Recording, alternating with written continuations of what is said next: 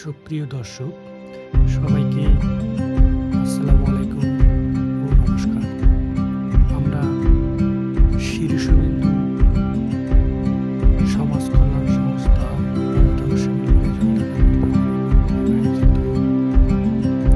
বাজদাওয়া একাত্তর স্পোর্টিং ক্লাবের সকল ফুটবল খেলোয়াড়দের মাঝে জার্সি